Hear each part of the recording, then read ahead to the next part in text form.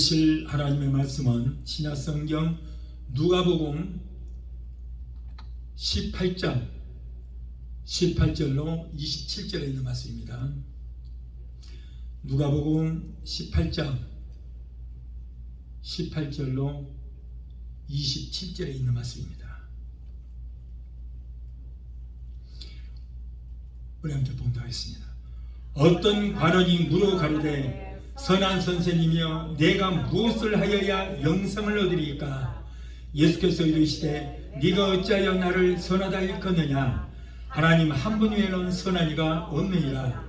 네가 계명을 안 하니 간음하지 말라, 살인하지 말라, 도적질하지 말라, 거짓 증거하지 말라, 내 부모를 공경하라 하였느니라. 여짜오되 이것은 내가 어려서부터 다 지켰나이다. 예수께서 이 말을 들으시고 이르시되 네가 오히려 한 가지 부족한 것이 있으니 네게 있는 것을 다 팔아 가난한 자들을 나눠주라. 그리하면 하늘에서 보화가 네게 있으리라. 그리고 와서 나를 쫓으라 하시니 그 사람이 큰 부자인 고로 이 말씀을 듣고 심히 근심하더라.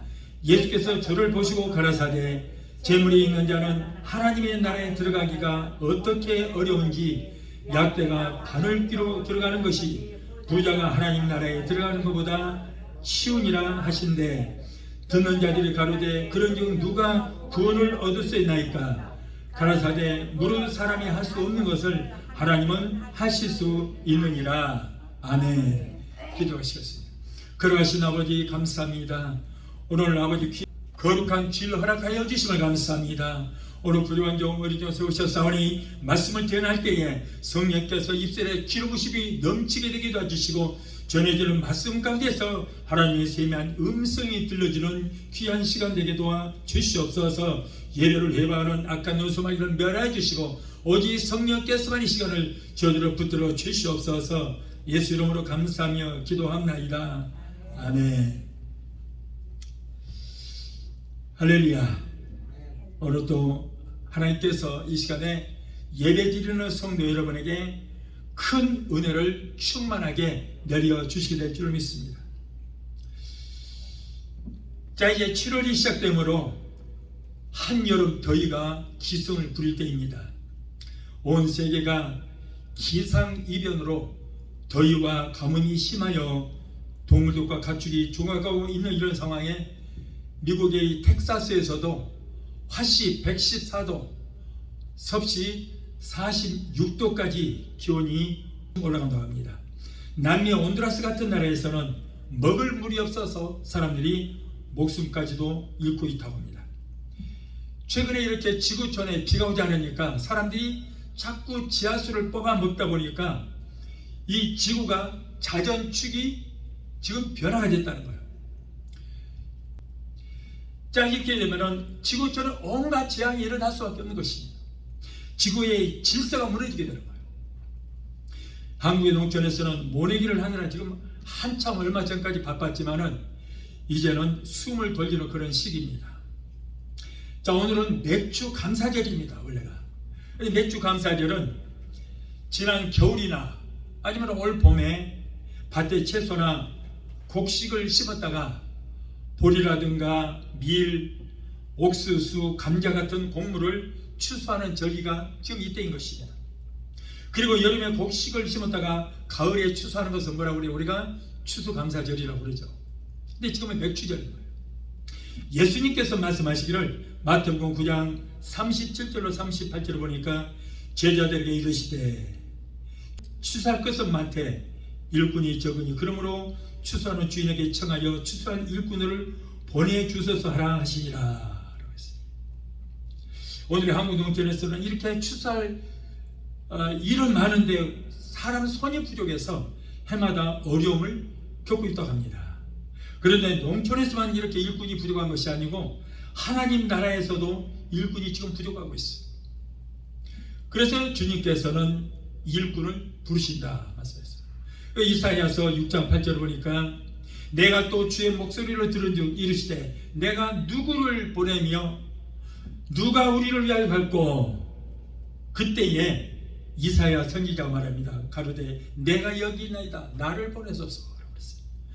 하나님께서 이렇게 일꾼을 찾으실 때에 이사야 선지자가 응답하는 내용이 맞은 것입니다. 자, 오늘은 누가복음 18장 18절 27절을 본문으로 해서 인간의 질문과 예수님의 답변이라고 하는 말씀으로 우리 함께 은혜를 받고자 합니다. 우리 모두 이 마지막 말세를 당하는 이때에 우리 모두는 하나님의 추수꾼이 되어야 할 줄로 믿습니다. 하나님의 일꾼이 되어라고 말해요. 머지않아서 우리 주께서 호령과 천사장의 소리와 하나님의 나팔로 친히 쫓아 강림하실 때에 죽은 자들을 먼저 살아 일어나고 이 땅에 살아남은 저와 여러분 중에서도 성령으로 기름 준비된 저와 여러분들은 순식간에 공중으로 끌어올려서 여러분 공중에서 주님 맞이할 수 있게 될 것입니다. 알곡 신자들은 곧 우리 주님께서 데리러 오신다는 거예요. 이런 농부들이 한 해 동안 갖고 온 곡식을 추수하는 것 매우 중요합니다. 그러나 하나님의 일이 다른 일보다도 더욱 중요하다는 것을 깨닫고 하나님의 착하고 충성된 일꾼들이 되게 되시기를 예수 이름으로 축원합니다. 예수님께서 가시는 곳에는 항상 남녀노소를 막론하고 수많은 사람들이 인산인해를 이루었습니다. 그들 중에는 병을 고치기 위해서 오는 사람들도 있고 또한 예수님께서 여러 가지 행하시는 것 기적의 역사를 보기 위해서 사람들이 인산인해를 이루었어요. 때로는 예수님께서 가르치는 것이 지금까지 자기들이 배워왔던 바리새인이라든가 서기관들과 율법사가 가르쳤던 그 말과 가치를 않기 때문에 새로운 그 가르침을 듣기 위해서 예수님 앞으로 오는 사람들도 많이 있었습니다. 그리고 그 많은 사람들 중에는 진실로 영생과 구원에 대하여 알고자 하여 예수님께 질문을 하는 그런 사람들도 있었지만은 그 중에는 예수가 무슨 짓을 하는가, 무슨 말을 하는가 그 책을 잡기 위해서 오는 그런 무리들도 있었다는 거예요. 오늘 말씀은 예수님께 찾아온 간원과 예수님과의 대화의 내용입니다. 사람들은 예수님께 질문하고 예수님께서 질문에 대답을 하는 그런 장면입니다. 그러면 많은 사람들이 예수님께 한 질문은 어떤 것들이며 그 질문에 대한 예수님의 대답의 말씀을 통하여 오늘 우리가 이 말씀을 통하여 깨닫고 우리받는 시간이 되어야 할 줄로 믿습니다. 자, 첫째로 첫 번째 질문은 구원에 대한 질문이에요. 구원에 대한 질문. 오늘 본문 26절의 말씀 보니까 그런즉 누가 구원을 얻을 수 있습니까? 라고 물었어요. 사람들에게 가장 시급한 문제가 뭐예요? 영혼 구원의 문제인 거예요. 그래서 사람들은 사실은 안 그렇죠 하고 시침이 떼고 있지만은 그 구원의 문제에 대해서 누구나 다 할 것 없이 관심을 가지고 있습니다. 그리고 그 구원의 문제에 대해서는 누구나 할 것 없이 상당히 민감합니다. 세상의 모든 종교는 나름대로 다 구원을 갖고 있고 거기에 각 종교마다 상당한 교리들을 다 가지고 있습니다. 그러나 기독교의 구원론만큼 완벽하면서도 온전한 구원론은 세상의 어느 종교에서도 찾아볼 수 없습니다. 기독교의 구원론을 다른 종교의 구원론과 비교하는 것조차도 가장치 않다는 거예요. 다른 종교들은 인간의 어떤 노력과 공덕을 통해서 또는 고행이나 묵상을 통해서 어떤 것을 얻고자 하는 것이지만은 우리 기독교의 구원론은 말씀 한마디로 천상천하 모든 만물을 만드신 하나님의 아들이 인간의 몸을 입고 이 땅에 오셔서 우리를 위해서 죽으시고 부활하시고 그 부활하신 예수를 믿으며 구원을 받는 그것이 바로 우리 기독교 구원론인 것입니다. 기독교의 구원론은 이론이 없습니다. 다른 데로 온갖 교리가 많고 이론이 많습니다만 우리 기독교는 이론이 없어요. 사실 간단해요. 그냥 믿고 말씀대로 순종하고 행하기만 하면 구원을 받습니다. 다른 거 없어요. 오늘 본문의 말씀 보면 한 관원과의 대화 중에서 선생이여 내가 어떻게 해야 영생을 얻을까? 라고 하는 관원에게 예수님께서 답변하십니다. 관원은 묻고 예수님께서 거기에 대한 답변하시는 거예요. 그런데 답변이 뭐예요? 간단해요. 계명을 지키라 그래요. 계명을 지키라. 계명을 지킨다는 것은 하나님의 말씀을 지키라는 거예요. 여러분, 계명을 지키라니까 613개의 계명, 그걸 어떻게 다 지켜요? 그런 얘기 아니에요. 우리가 구원을 얻는 첫째가 바로 뭐예요? 하나님의 계명을 지키는 거예요. 하나님의 말씀 따라서 말씀대로 순종하고 살아가는 거예요. 그러니까 이 관원은 다시 말하기를, 그런 계명을 내가 어려서부터 살아오면서 다 지켰는데요. 이때 예수님께서 가장 핵심적인 말씀을 하셨어요. 오늘 본문 22절 보니까 예수께서 이 말을 들으시고 이르시되 네가 오히려 한 가지 부족한 것이 있으니 네게 있는 것을 다 팔아서 저 가난한 자들에게 나눠 주어라. 그러면 하늘에서 너에게 엄청난 보화 상급이 있을 것이다. 그리고 나서 나를 쫓으라. 그 사람이 그 말을 듣고 부자인 고로 심히 근심하고 떠났다 그랬어요. 네 재산 다 포기하고 그러고 나를 따르라 그러니까 도망가 버렸어요. 한 가지 부족한 것이 있다고 하셨는데, 하나님 보시기에 인간들이, 여러분, 왜 부족한 것이 한두 가지만 있겠습니까? 모든 것이 다 부족해요. 예수님의 이 말씀은 그 가론은 어려서부터 신앙의 가정에서 태어나서 하나님의 계명을 지키면서 계명 따라 산다고 노력을 많이 했습니다. 여러분, 원래 유대인들은 태어나면서부터 6살이 될 때까지는 가정에서 가족들로부터 교육을 받습니다. 그리고 6살 때부터 이제 율법의 아들이라고 해서 회당의 랍비에게서 교육을 받습니다. 그리고 12살이 되게 되면은 예루살렘의 절기에 참여하게 되는 거예요. 성전에 들어가서 하나님께 예배드리고, 그리고 예루살렘 모든 절기를 지킵니다. 아마도 이 관원도 어려서부터 이런 과정을 다 거치면서 어려서부터 하나님의 말씀을 늘 들으면서 그 말씀대로 따라 살아왔을 것입니다. 그러나 그는 그 모든 것들을 누구한테 배웠어요?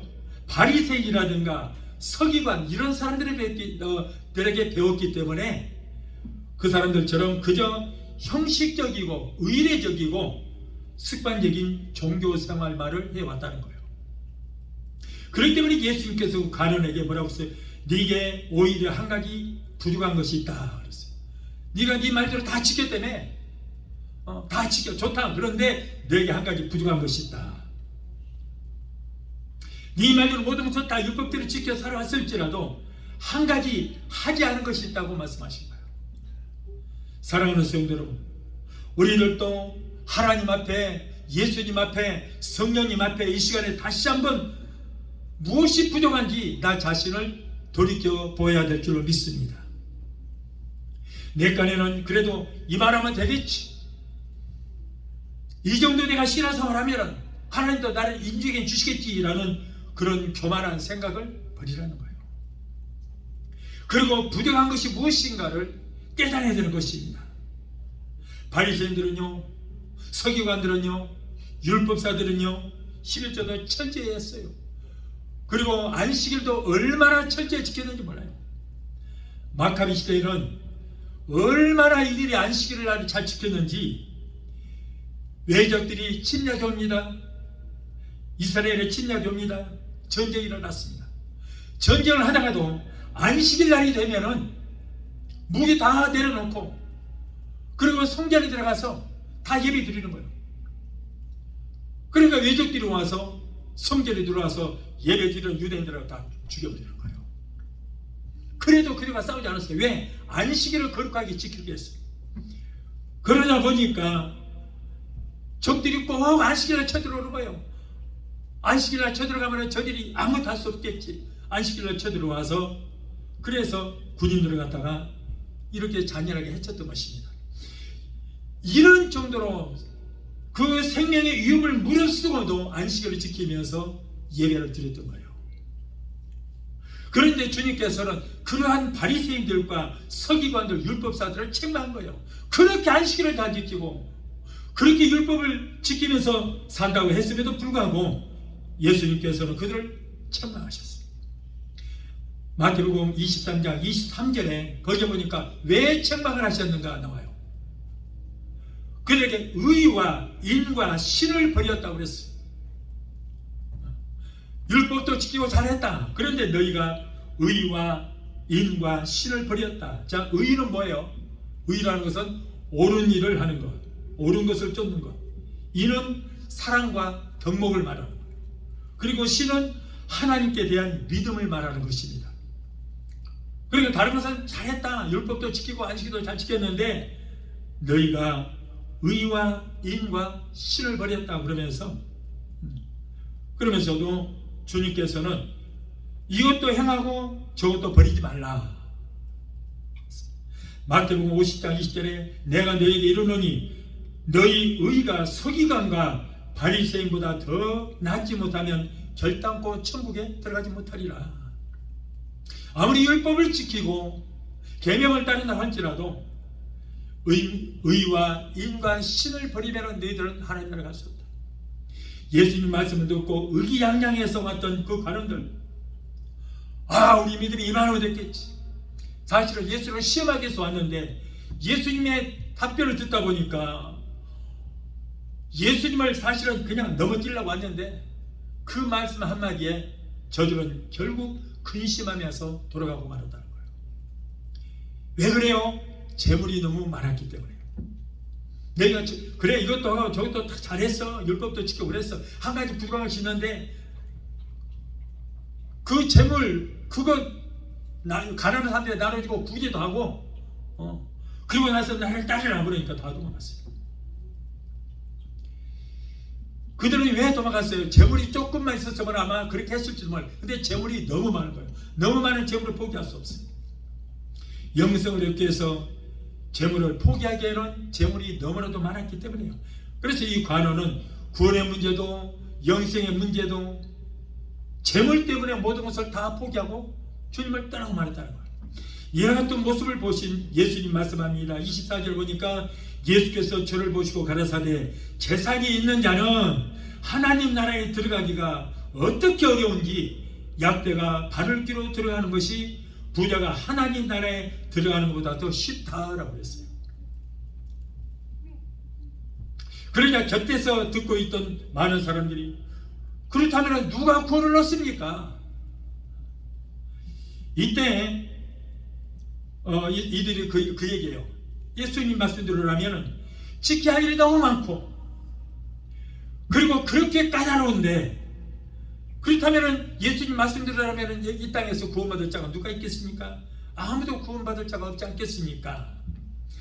여기서 한 가지 우리가 알아야 할 것은 예수님께서 너의 재물이 너무 많다, 부자가 천국에 들어가는 것이 약대가 바늘귀로 들어가는 것보다 더 어렵다는 말씀은 그 말씀 우리가 잘 해석을 잘 해야 돼요.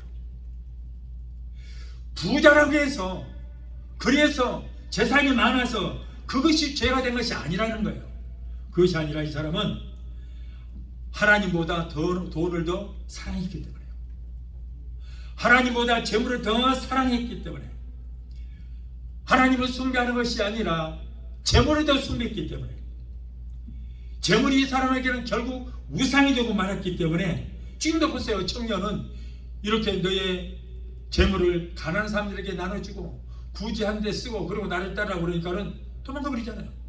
하나님과 재물 둘 사이에 무엇을 택해 이 사람은 재물을 택했어요. 하나님을 떠나버렸다는 거예요. 이게 문제라는 거예요. 이 사람은 지금 하나님이 물질이었어요. 이 사람에게는 하나님이 바로 재물이었어요. 돈이었어요. 돈과 하나님 둘 중에 돈을 하나님으로 인정을 하고 숭배하고 결국 하나님을 떠나버리고, 그래서 부자가 천국 가기가 어렵다는 거예요. 부자라서 물질이 많다고 해서 그 사람이 죄가 된 것이 아니고 그것 때문에 천국 못 들어가는 것이 아니고 결국에는 하나님보다 물질을 더 숭배하고 물질을 선택했다 그런 말이죠. 그러니까 이 사람도 물질이 적었더라면 아마 포기하고 하나님을 따랐을지도 모르는데 물질이 포기하기엔 너무 많았던 거야. 그러니까 결국 그걸 포기할 수가 없었던 것입니다. 예수님께서 다시 말씀하시기를 가라사대 물을 사람이 할 수 없는 것을 하나님은 할 수 있느니라. 여러분, 구원은 내가 무엇을 잘해서 내가 무슨 공을 세워서 내가 구원받은 것이 아닙니다. 전적으로 하나님의 은혜인 줄로 믿습니다. 그렇기 때문에 우리가 아무리 노력하고 수고를 한다고 할지라도 그것 가지고 구원받는 것이 아니라고 말해요. 다만 하나님의 은혜로 우리의 구세주가 되시는 주님을 믿는 그 믿음으로만이 갈 수 있다. 여러분, 율법을 지켜서 구원을 얻는다고요? 절대 그럴 수 없습니다. 모세는 어떤 사람입니까? 하나님 앞에 직접 율법을 받은 사람이에요. 모세는 율법주의자예요. 그런데 모세도 그 율법을 지키지 못했어요. 모세도 율법을 지키지 못했는데 누구 보고 그 많은 율법을 606개 율법을 지키라고 해요? 지키지 못해요. 그래서 율법을 지켜서 구원받고 천국 간다면 지구촌에 단 한 사람도 천국에 갈 사람이 없다는 거예요. 에베소서 2장 8절에 너희가 그 은혜를 인하여 믿음으로 말미암아 구원을 얻었나니 이것이 너희에게서 난 것이 아니요 하나님의 선물이라. 행위에서 난 것이 아니니 이는 누구든지 자랑치 못하게 함이니라. 율법을 지켜서가 아니고 바로 믿음으로 말미암아 너희가 구원을 얻었다 그랬어요. 우리는 여러분 오직 예수만 믿음으로 구원을 얻는지 믿습니다. 이론이 없어요. 우리 기독교는 그냥 단순해요. 예수만 믿고 그리고 하나님 말씀대로 행하면 되는 거예요. 사도 바울이 신라와 마게도니아 지방에 전도 갔을 때에 귀신 들려서 점치는 여 계집종을 고쳐줬습니다. 아니 그 귀신 들린 여자를 고쳐줬으면은 고마워할 텐데 오히려 그것 때문에 빌립보 감옥에 들어가게 됐어요. 억울하게 매를 받고 그리고 착고에 채워졌습니다. 내일 아침에 이제 해만 뜨면은 사형당할 그럴 위기에 놓여 있었습니다. 자, 그런데 그 한밤중에 바울과 실라가 찬송하면서 기도했어요. 그 환경이 얼마나 좀 어렵습니까? 이제 날만 뜨면은 해만 뜨면 이제 그들은 사형을 당할 수밖에 없는 그런 형편이 있었는데 그 밤중에 두려움도 있고 하나님 앞에 찬양하고 기도할 때에 지진이 나서 옥토가 흔들리고 그리고 채웠던 썩어난 착고가 풀리고 그리고 옥문이 활짝 열리는 그런 기적의 역사가 일어났습니다. 이때 간수는 확인해보지도 않고 옥문이 열려 있으니 이제는 죄수들이 도망갔겠구나 하고 생각하고 자기도 자기를 하려고 했어요. 왜냐하면 그때 당시에는 간수가 죄수를 지키고 있다가 죄수들이 도망가게 되면은 간수가 대신 사형을 당하는 그런 법이 있었던 것입니다. 그러니까 옥문이 활짝 열려 있으니까 아마 도망갔겠지 하고 미리서 그냥 자기를 죽자 하고 막 자기를 하려고 그럴 때에 이때 바울이 크게 소리질러 가로되 내 몸을 상하게 하지 말라.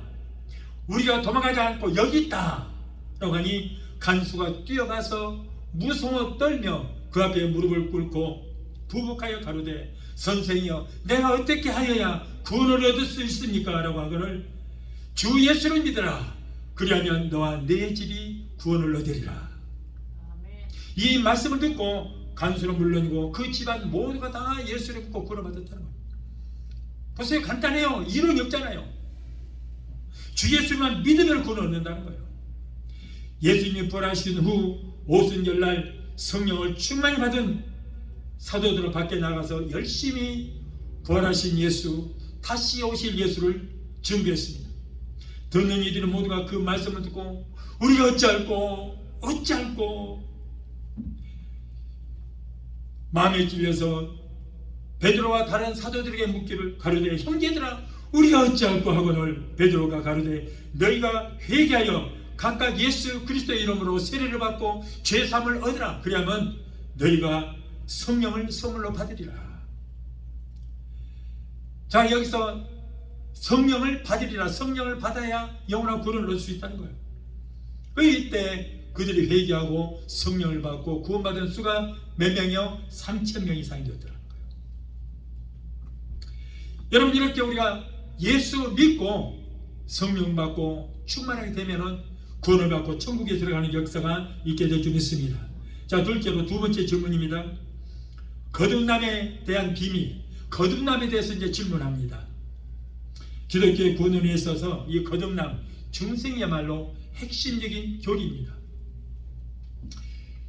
예수를 믿고 우리가 구원받았다는 것은 죄값은 사망이라 원죄의 문제, 날마다 짓는 자범죄의 문제를 해결하시기 위해서 죄사서 사망이나 죄 때문에 내가 죽어야 되는데 예수님께서 우리의 죄를 담당하시고 나 대신 죽으시고 부활하신 그 예수를 믿을 때에 죄에서 건짐을 받고 구원을 얻게 되는 것입니다.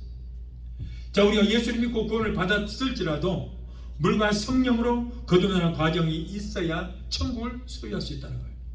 여러분, 죄에서 구원받았다는 건 뭐예요? 죄에서 건짐을 받았다는 거예요. 죄악의 구렁텅이에서 건짐을 받았다는 말씀. 그래서 우리가 죄에서 건짐을 받았어도, 죄에서 구원을 받았어도 물과 성령으로 거듭나야 하나님 나라에 들어갈 수 있다, 그런 말씀이에요. 여러분이 기독교는 전인적인 구원입니다. 예수님께서 혈육적 여인에게 따라 내 믿음이 너를 구원하였다 그랬거든요. 그러나 이 사람은 질병에서 건짐을 받은 거예요. 질병에서 고침받는 것이 질병에서 구원이에요. 그리고 우리가 문제 가운데 빠졌을 때에 내 능력으로는 해결할 수 없는 것을 기도했더니 하나님께서 내 문제를 해결해 주셨어요. 자, 이것은 뭐예요? 문제에서의 구원이에요. 문제에서 건짐을 받았다는 거예요. 그리고 영원 구원이 있습니다. 우리가 죄악 가운데 살았을 때에 우리 주님께서 나를 그 죄악의 구렁텅이에서 건져주시는 것, 이것이 바로 죄악에서의 구원, 죄에서 구원받은 거예요. 그건 저와 여러분들도 죄에서 구원을 이미 받은 줄로 믿습니다. 그런데 이렇게 죄에서 구원을 받았을지라도, 자, 죄에서 건짐은 받았어요. 우리가 이제 천국 갈 자격이 주어진 거예요. 그럼 우리가 천국 가기 위해서는 어떻게 해요? 물과 성령으로 거듭나야 하나님 나라를 볼 수 있다는 것입니다. 기독교의 중생의 교리는 깨닫는 것이 아닙니다. 어떤 종교에서는 깨달음이 있어야 된다. 깨달음이 있어야 극락도 가고 뭐지도 간다 그럽니다만은, 그러나 우리 기독교는 깨닫기만 해서 되는 것이 아니에요. 완전히 변화가 되어서 새 사람으로 우리가 다시 태어나야 되는 거예요. 마치 고철들이 용광로 속에 들어가서 7배나 뜨거운 풀무불질을 했더니 그 쇠가 불순물이 제거가 되고 빨갛게 다른 쇠가 새롭게 이제 녹아서 쇳덩어리가 되듯이 우리도 그러한 과정을 통과해야 돼요. 고철이 더럽다고 닦아서 녹물을 벗긴다고 해서 새롭게 되는 거 아니에요. 그걸 그대로 사용할 수 없어요. 고철이 용광로에 들어가야 돼요. 뜨거운 불 속에 들어가서 녹여야 됩니다. 그리고 새로운 독으로 만들어져야 되는 거예요. 우리도 이렇듯 성령의 불도가니 용광로 속에 들어가서 옛 구습들을 태우고 새로운 독으로 만들어져서 나와야 우리가 천국에 들어갈 수 있다. 그런데 이 과정 뭐라고 그래요? 거듭남, 중생이라고 해요. 요한복음 3장은 예수님의 밤중에 찾아온 니고데모와의 대화가 기록되어 있습니다. 밤중에 등불을 들고 찾아온 니고데모에게 예수님께서 네가 거듭나야 된다 그랬더니, 니고데모가 아니 사람이 늙었는데, 내가 지금 나이가 몇이라고 이렇게 늙었는데 내가 어떻게 다시 우리 어머니 모태에 들어가서 다시 태어날 수 있습니까? 라고 물었어요. 그러자 요한복음 3장 5절에 예수께서 대답하여 말씀하시되 진실로 내게 이르노니 사람이 물과 성령으로 거듭나지 아니하면 하나님 나라에 들어갈 수 없느니라. 누구에게 하시는 말씀이에요? 구원받은 자들에게 하시는 말씀. 구원받은 자들아, 내가 진실로 내게 말한다. 물과 성령으로 거듭나지 아니하면 하나님 나라에 들어갈 수 없다. 오늘 이 말씀을 듣는 여러분들은 예수 믿고 죄악의 구렁텅이에서 건짐을 받아서 저와 여러분들은 이미 구원을 받았습니다. 그러나 이제 우리가 물과 천국에 들어가기 위해서는 물과 성령으로 거듭나는 그런 과정을 통과해야 돼요. 또한 마태복음 7장 21절에서는 하늘에 계시는 아버지의 뜻대로 행하는 자라야 천국에 들어갈 수 있다라고 했어요. 하나님의 뜻대로 행하는 자라야. 자, 물은 예수님의 보혈을 뜻합니다. 그러므로 우리를 위해서 십자가에서 흘리신 그 보혈의 공로를 믿고 주님이 승천하신 후에 우리에게 보내주신 성령을 충만히 받아서 육의 사람은 예수 그리스도와 함께 십자가 못 박아버리고 예수님을 그 시체를 무덤에 장사지내 버릴 때에 우리도 육의 사람은 예수와 함께 죽어서 무덤에 장사지내 버렸어요. 예수께서 3일 만에 부활하실 때에 우리도 육의 사람이 아닌 영의 사람으로 우리는 다시 부활해 세상이 되는 것. 이것이 바로 거듭남인데 이런 과정을 거쳐야만 천국에 들어갈 수 있다. 그런 말씀입니다. 그래서 우리는 여러분 육의 사람, 저 세속적인 육의 사람은 저와 여러분들은 이미 죽은 줄로 믿습니다. 예수님께서 죽어서 무덤에 장사지를 됐을 때 우리 육의 사람도 이미 예수님과 함께 무덤에 장사지를 버렸어요. 할렐루야. 예수님께서 3일 만에 부활하실 때 저와 여러분들은 육의 사람은 무덤에 장사지를 버리고 영의 사람으로 다시 태어난 줄로 믿습니다. 그러므로 저와 여러분들은 천국에 갈 자격이 있어요. 사랑하는 성도 여러분요, 여러분들은 물과 성령으로 거듭났습니까? 중생에 체험을 했습니까? 거듭남에 체험을 했습니까? 누가 뭐라 해도 내 속에는 성령이 역사하고 계시며 주님의 보혈이 흐르고 있다고 담대하게 말할 수 있어야 될 줄로 믿습니다. 자, 셋째로 세 번째 질문입니다. 영생에 대한 질문입니다. 누가복음 10장 25절 이하에는 예수님과 율법사 간의 대화가 기록됐습니다. 어떤 율법사가 일어나서 예수를 시험하여 가로되 선생님, 내가 무엇을 하여야 영생을 얻을 수 있습니까? 라고 물을 때 예수님께서 뭐라고 그래요? 계명을 지키라. 계명을 지키라. 그런데 이 사람은 자기를 자랑하고 옳게 보이기 위해서 예수님께 묻기를 그러면 내 이웃이 누구입니까? 라고 다시 물었습니다. 이때 예수님께서 그 유명한 사마리아 사람의 비유를 말씀하신 거예요. 하나님 나라에 들어가서 하나님의 말씀을 많이 안다고 아는 것으로 천국 들어가는 것이 아니다 그 말이에요. 입으로 주여 주여 한다고 천국 가는 것이 아니다. 우리 주님 분명히 말씀합니다.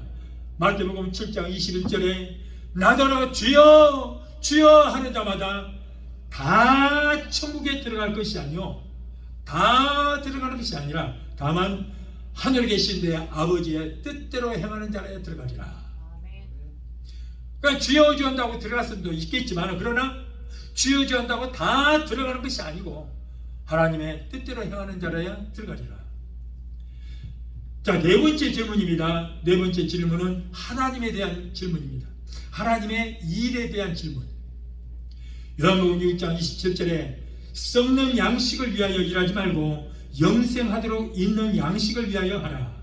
이 양식은 인자가 너에게 주리니 인자는 아버지의 인치신 자니라 하시자 무리들이 예수께 묻기를 우리가 어떻게 하여야 하나님의 일을 할 수 있습니까? 라고 물었습니다. 예수께서 대답하여 가라사대, 잘 들어보세요. 하나님의 보내신 자를 믿는 것이 하나님의 일이니라. 하나님의 일이라고 그러니까 뭔가 거창하게 생각하지 마세요. 하나님께서 보내신 그 아들을 믿는 것이 바로 하나님의 일을 하는 것이다. 분명히 마태복음 7장 21절에 이렇게 하나님의 뜻이라고 했어요. 아까 우리가 하나님의 뜻대로 행하는 자야 천국 들어간다고 그랬죠? 그랬습니까? 네. 네. 그런데 하나님의 뜻이 뭐라고요? 하나님의 보내신 자를 믿는 것이 바로 하나님의 일을 하는 것이고 그것이 바로 하나님의 뜻이다 그 말이에요. 거창하게 생각하지 마십시오. 우리 피조물들이 아담으로부터 내려오는 원죄를 비롯하여 내가 세상에 살면서 날마다 지은 자범죄, 그런 죄로 인해서 영원히 지옥 형벌을 받을 수밖에 없는 죄인들이 하나님의 무한하신 그 큰 사랑과 예수 그리스도의 은혜로 인하여 우리가 구원을 받아 하나님의 자녀나 성령으로 인치심을 받고 우리가 영생을 얻었으면 우리가 해야 할 일은 마땅히 하나님께서 보내신 자 곧 예수 그리스도를 나의 구주로 믿고 고백하고 그리고 그 예수를 증거하는 것이 바로 하나님의 일이다 말이에요.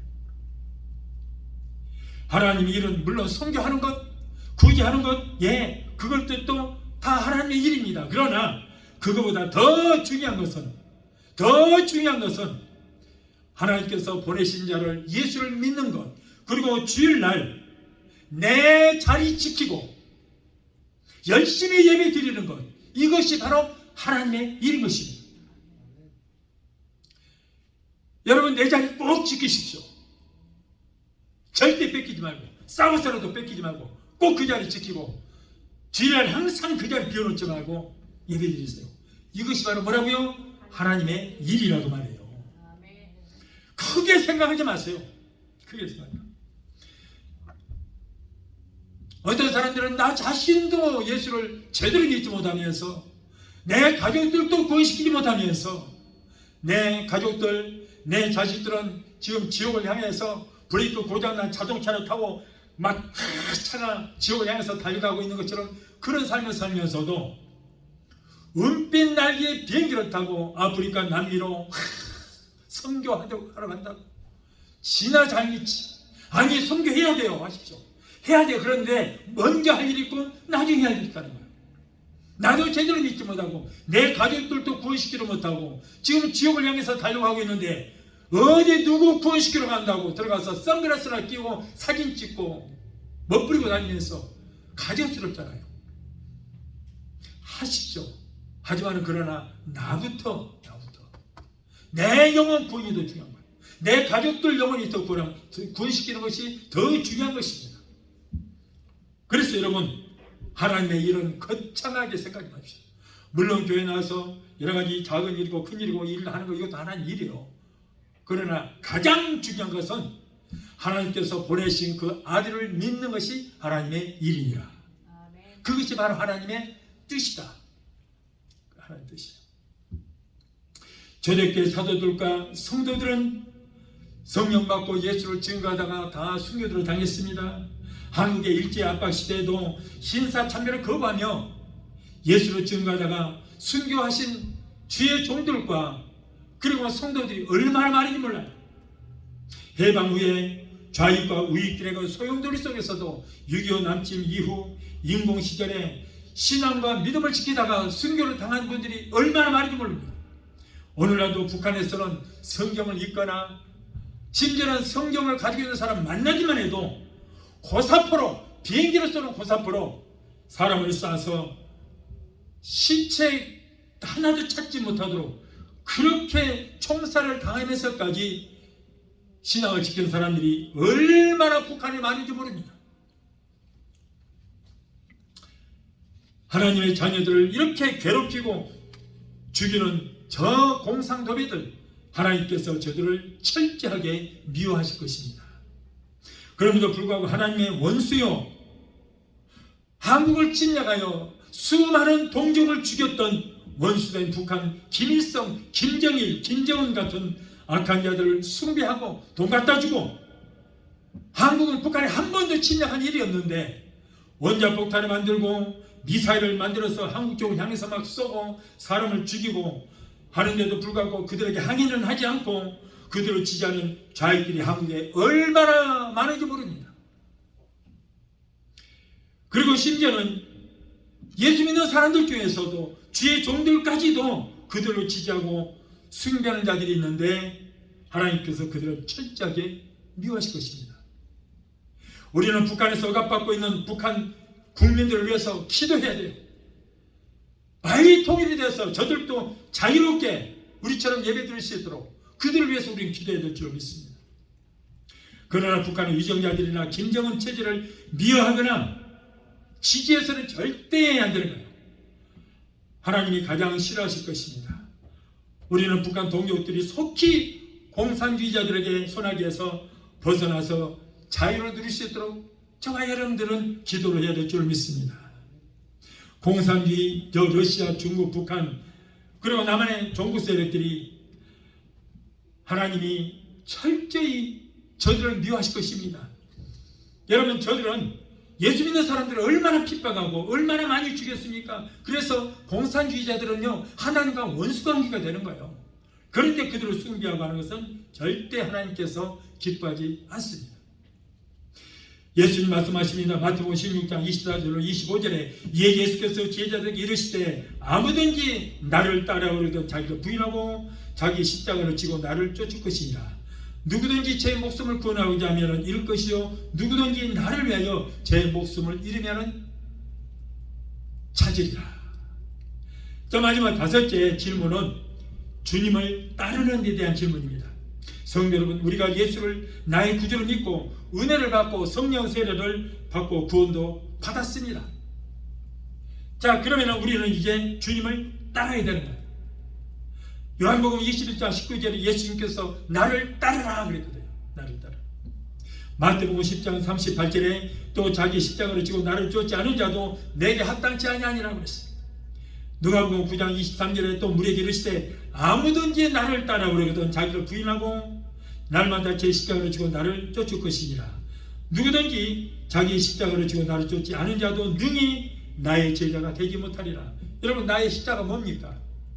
예수님 때문에 받는 핍박이나 예수님 때문에 받는 고난이나 심지어는 예수와 복음을 위해서 목숨까지도 버릴 수 있는 것, 이것이 바로 내가 짊어져야 할 나의 십자가인 줄로 믿습니다.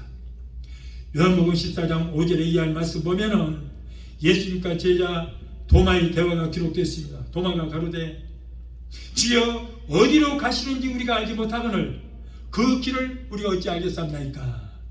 예수께서 가라사대 내가 곧 길이요 진리요 생명이니 나로 말미암지 않고서는 아버지께로 갈 자가 없느니라.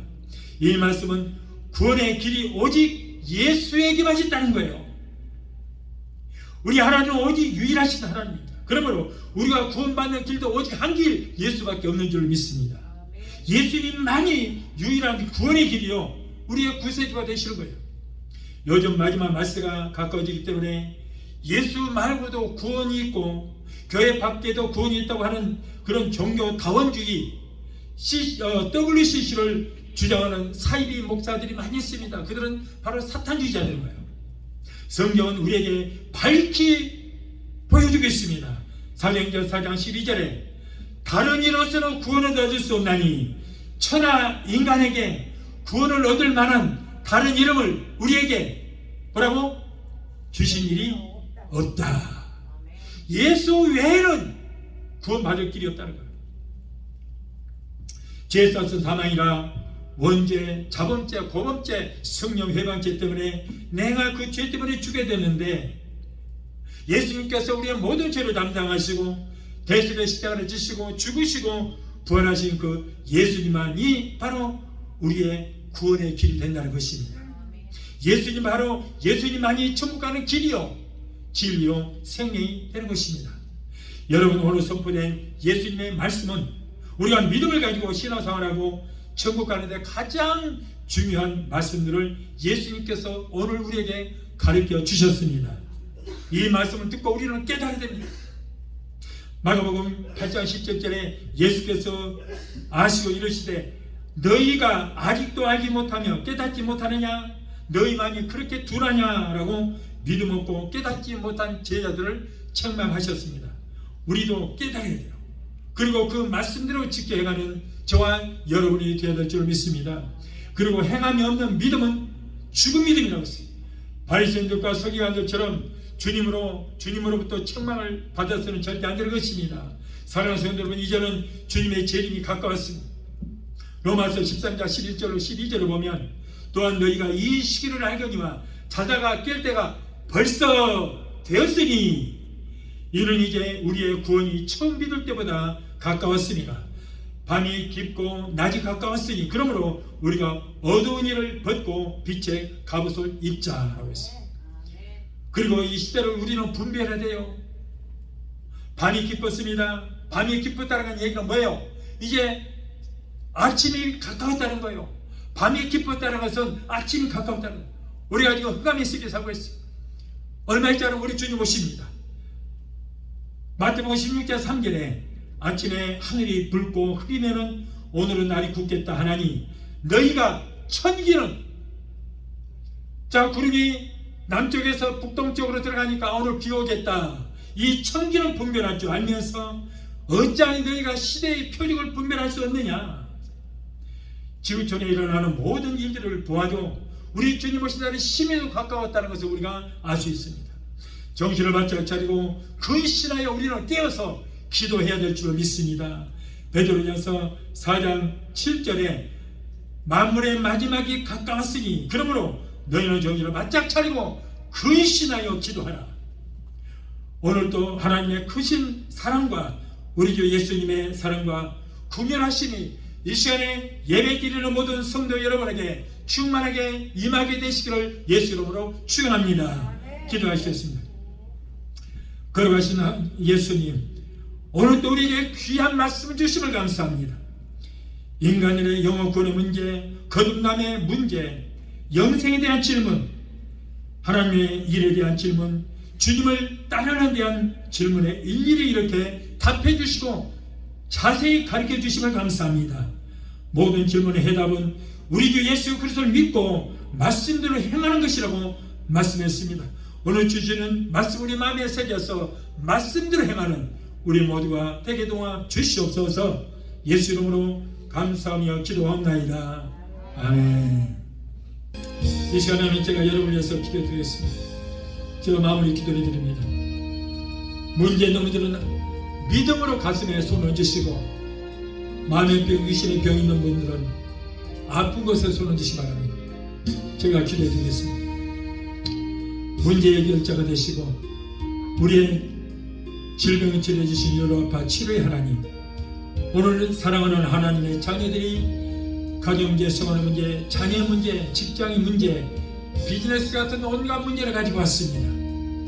하나님은 우리의 영혼이 잘린 것처럼 이 땅에 살면서 행하는 모든 범사가 잘 되고 영육간의 강건한 축복을 받기를 원하신 줄 믿습니다. 우리의 모든 힘들고 사정하시는 주님, 힘들고 어려운 데 살아가는 하나님의 자녀들의 기도를 들으시고 저들의 여러가지 문제 가운데에서 건져주시고 구원하여 주시옵소서.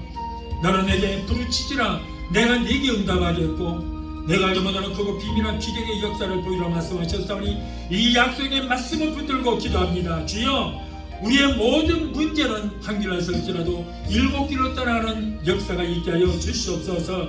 이 어려운 시대에 성령님 역사하여 주셔서 가족들이 잘 되게 하시고 자녀들이 하나님 잘 섬기고 하나님께서 위로부터 내려주시는 복을 얻게 되게 도와 주시옵소서. 내가 나서는 예수 이름으로 명하노니 하나님의 자녀들에게서 모든 문제로 따라갈지어다. 가정제, 생활의 문제, 자녀들의 모든 문제는 내가 나서는 예수 이름으로 엄히 명하노니 저들에서 예수 이름으로 갈지어다. 아들과 손녀, 손녀들이 하나님 위로부터 내려주시는 복을 얻게 하시고 자녀들이 세상 어디로 가든지 머리가 되고 꼴이 되지 않고 위에만 있고 아래 있지 않는 자녀들, 하나님과 사람들에게 인정받는 자녀들이 되게 도와주시옵소서. 또한 하나님의 백성들이 이 시간에 말씀에 의지하여 아픈 곳에 손을 얹었습니다. 마가복음 16장 17절에 병명에게 손을 얹은 적 나리라고 말씀하셨사오니 저들이 믿음으로 손을 얹은 그 부위에 예수 그리스도의 피 묻은 손 만져주시고 못 잡는 손으로 만져주시옵소서. 내가 나서는 예수 이름으로 미면하노니 사랑하는 하나님의 자녀들로 괴롭히는 모든 병마야 내가 예수 이름으로 엄히 명한다. 저들에서 예수 이름으로 갈지어다. 신경동, 관련형, 류마티스, 디스크는 내가 예수 이름으로 명하노니 따라 갈지어다. 내가 예수 이름으로 엄히 명하노니 모든 남덩어리는 녹아지고 사라지고 숨이 될지어다. 췌장암, 위암, 장암, 폐암, 장후암은 내가 예수 이름으로 명하노니 성령의 불로 저들에게 숨이 될지어다. 모든 암의 성령의 불로 근원부터 말라지게 될지어다. 심부전증, 심근경색, 심장 부정맥, 심장염은 내가 예수라 명하노니 깨끗하게 고침받을지어다. 신경성, 위장병, 위염, 유궤양, 소화불량은 내가 예수로 엄히 명하노니 저들에서 예수 이름으로 갈지어다. 피부병, 알레르기도 따라갈지어다. 가스항선, 중풍병, 소아마비, 대상포진, 통풍은 내가 예수라 명하노니 예수 이름으로 갈지어다. 성도들에게서 예수 이름으로 가라. 우울증, 고환경의 불면증, 폐쇄 공포증을 가져다 주러 낙한 노소마귀 귀신들아 내가 나사렛 예수로 엄히 명하노니 저들에서 예수 이름으로 갈지어다. 별도는 상관이 없다. 하나님의 자녀들에게서 묶임을 놓고 물러 갈지어다. 예수 이름으로 갈지어다. 하나님 고쳐주신 감사합니다. 믿음의 기도로 병든 자를 구하느니 주께서 저희를 일으키시라 말씀하셨습니다. 한국에 있는 변현수 권사 아버지 그 딸의 눈도 하나님 깨끗하게 고쳐주셨으니 감사합니다. 주님 영광 받으시고 높임 받아 주옵소서. 여호와를 경외하는 너에게는 의로 내가 떠나서 치료하는 관세를 바라리니 너희가 나가서 외양가에서 나온 송아지처럼 걷기도 하고 뛰기도 하라 말씀하셨습니다. 저 뒤에 맞음으로 너희가 나무리 버리라. 병든 자에게 손을 얹는 날이라 말씀하셨사오니 주여 약속의 말씀을 붙들고 기도합니다. 내 믿음대로 될지도 말씀하시고 치료의 관세를 바라여 주시옵소서. 하나님 고쳐주시니 감사합니다. 아기를 갖기를 원하나 수태치 못한 부부들 하나님 저들 눈에 눈물을 닦아주시고 주여 저들의 손이 성취되게 도와 주시옵소서. 하나님은 눈치 못할 일은 느낌이 있습니다. 생육하고 번성을 땅에 충만하라고 보내주셨사오니 아버지 그런 기적의 역사가 일어나게 되게 도와 주시옵소서. 하나님 오늘 또 종의 기도를 들으시고 문제를 해결해 주신 하나님 감사합니다. 세계 어느 곳에 있든지 믿음으로 기도하는 하나님의 자녀들의 모든 기도를 들으시고 고쳐주시고 치료의 역사가 일어나게 되게 도와 주시옵소서. 무엇보다도 병든 영을 고쳐주시고 병든 믿음을 치료하여 주시옵소서. 항상 성령으로 충만하게 하시고 날마다 성령의 기름부심이 넘치게 되게 도와 주시옵소서. 하나님 모든 병에서 고쳐주시니 감사합니다. 주여 영광 받으시고 높임 받아 주옵소서. 예수 이름으로 감사하고 축복하며 기도합나이다. 아멘. 지금은 우리를 죄에서 구원하신 우리 주 예수 그리스도의 그 무한하신 은혜와 아들까지도 아끼지 아니하시고 우리를 위해서 내어주시기까지 우리를 사랑하시는 아버지 하나님의 그 극진하신 사랑과 보혜사 성령의 내주 교통 충만 역사하심의 은혜가 오늘 주일에 참석하여 말씀으로 오래받고 돌아가는 귀한 성도들의 가정과 가족과 직장과 사업장과 자녀들과 생업과 모든 범사 위에 오늘 영상을 통하여 함께 예배에 참여하는 사랑하는 귀한 성도들의 가정과 가족과 직장과 사업장과 자녀들과 생업과 모든 범사 위에 각자 섬기는 교회 위에 베데스다 순복음교회 지금부터 영원토록 함께 하시기를 간절히 축원하옵나이다. 아멘.